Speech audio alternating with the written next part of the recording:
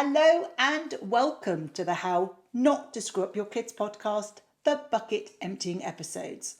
I'm your host, Dr. Mary Han, psychologist and parenting expert. So, pour yourself a cuppa, find a comfy seat and enjoy the conversation. In this week's episode, we're answering a listener question. So please do keep sending them in because I like to answer them. Now, this question relates specifically to having a sleepover and really asking the question, if in their household they have a rule of no devices in bedrooms, can they invite others to their home and insist on the same rule? Is that appropriate? Is that fair? So that's the kind of paraphrasing. And obviously I'm going to answer that very specific question, but remember that my response relates to anything. The idea is that we are, as parents, the CEOs of our family. We get to set the values, the belief systems, the culture within our home. And that's part of why we have those conversations repeatedly with our children about the fact that actually in our home, in our family, we have these values and that's why we do these things. And other homes and other families may well have different values and belief systems and may do things differently. So it's really important that if you have a value system that is crucially important to your family, that you don't feel that you need to necessarily compromise on that. So the short answer to your question is can you do that? Can you insist that if your daughter is having a sleepover and friends are coming, that you can insist that devices do not go upstairs to bedrooms and they're not there in the evening as they go to sleep? Absolutely, categorically, it is your home, it is the values that you have and the culture that you've created within your home. So 100%. And this goes for anything else that you might have. It may be that you're hosting a party for 16, 17, 18-year-olds, and actually you know that alcohol is often consumed at parties, but you decide that in your home you're going to have a no alcohol rule. Then again, that is totally up to you.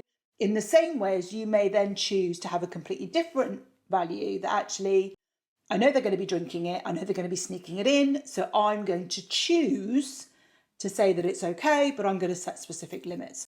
So that's the kind of the important premise. Going back very specifically to the question about how do we handle it? Now, if we've made that decision of, okay, I'm going to be consistent with what's important to our family values in that we don't have devices upstairs or we don't have alcohol or whatever it is that you decide that you want to do.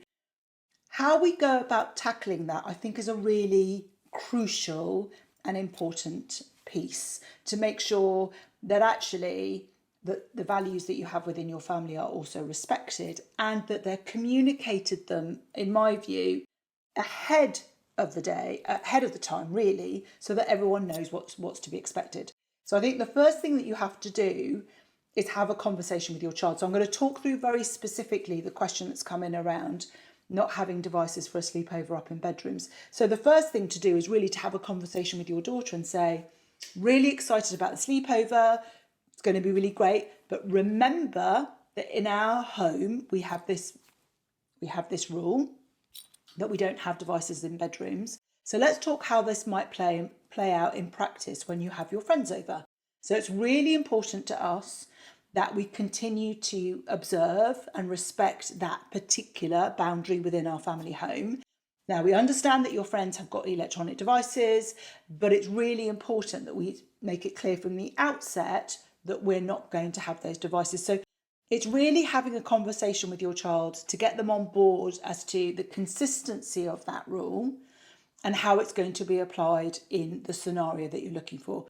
And really, it's about making it a two-way conversation, explaining why it's important to you, but then asking your child how they feel about it. What challenges do they think might occur out of that? Do they think it should be different? Because what's important is your child, particularly in this situation with a sleepover, is the one that's going to be in the thick of it. And so you want them to, if there's any objection that they have, if they're going to, they don't believe in it, or in some ways they're going to sabotage it, you want that conversation out in the open before, so you can put things in place. So the first thing that we need to be doing is getting our child on board, making sure that we're not the ones that are lecturing, we're explaining the values within our home, but we're then opening it up to a discussion. How do you feel about that? How do you feel about explaining that to your friends? What feels uncomfortable? What resistance do you think might happen? What objections might happen? How do you feel equipped to respond to those? So I think that's the first bit. I think the next bit, and of course it all depends on how old your children are, in my view is I want to encourage your children to feel empowered and to be able to manage the situation so they can be having the conversation with their friends. But I do believe as the parent, it's really important that we also have a conversation with their parents. Now, in the example that I'm working through, the request has come through. I know that they're in that primary school stage, which is still the time that we have contact with parents. Seems to be when they go to senior school or secondary school, we're sort of cut out of the loop, so it's a bit more difficult to do it that way. But when we're in this situation, when our children are still in that primary school, we're still possibly bumping into people at the school gates in terms of pickup, or we've got access to some form of group chat where we're able to have those conversations or contact with the parents. The next bit is about having an open and honest conversation with the parents. So we're really excited to be inviting X, Y, and Z for a sleepover. I just wanted to run by you that, in our home, we feel very strongly about devices not being in bedrooms. And so we're going to be asking the girls not to bring any devices with them at all. And I think that for me is a really crucial part of this particular issue around devices, because, and it would be the same in terms of alcohol, it would be the same in the case of vaping or any other thing, is that if it's not brought with them, you completely minimize the temptation to break the rule in the moment and potentially place your child in a difficult situation where they're slightly prone to this peer pressure, friends saying, I've managed to sneak my device upstairs, let's have a look. So I think it's that conversation with our child first, is then a conversation with the parents around this is what we're looking at doing, and really getting them on board, but also acknowledging any objections they may have. Now, it may well be that the parent will say, actually, I really want my child to be able to contact me if they're feeling wobbly in the night. And then in which case, then you can respect that, but you can still create boundaries within the house when they arrive. So we have a conversation with our children, we talk about it together, we work through any sort of doubts that they have about communicating it or any challenges that they foresee. We talk to the parents and have a similar conversation. And then we sort of regroup again with our child and explain that actually we've now had these conversations. This is how it's going to sort of play out. And have they heard anything from their friends? This is what we've had in terms of feedback from parents. And then what's really crucial that we do is to acknowledge that someone may well sneak something in that they are not meant to sneak in. In this particular scenario, it will be a device of some sort, or it could equally be alcohol if it was a party in another context. And talk through with our child how they might be able to manage that particular situation and what they might do.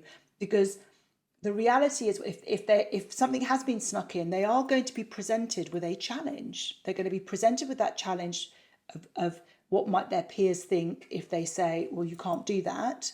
And what might they do in terms of, adhering to the boundaries within your home. So it's really talking through that you may find a situation where your friends sneak in something that we've already said that shouldn't be snuck in.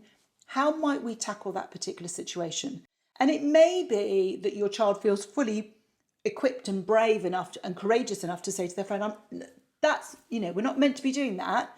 We need to take it downstairs, or I'm not going to do that.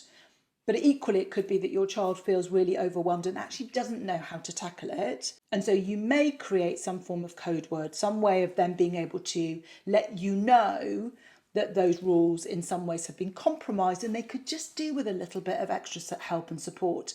And that doesn't diminish them in any shape or form. It's an acknowledgement that actually in the midst of those situations when we've got a huge amount of peer pressure, we can sometimes just need someone to help us and sort of get, that get out of jail card. And of course, as parents, we can play that mean card that is sort of instilling those particular boundaries, and then that helps support and make sure that the sleepover that we've agreed to, or the party, whatever it might be, flows and happens as we had planned it. So I hope that is useful for the person who's asked the question, but also for all of you, because we're going to be confronted with this issue a lot. And so it's a really great question for us to kind of work through. So I hope that has been helpful. If you have found today's question helpful in terms of my response, or just the episodes generally, I would be eternally grateful if you could rate, follow and review this podcast so that others can find us and we can spread the love. So until next time.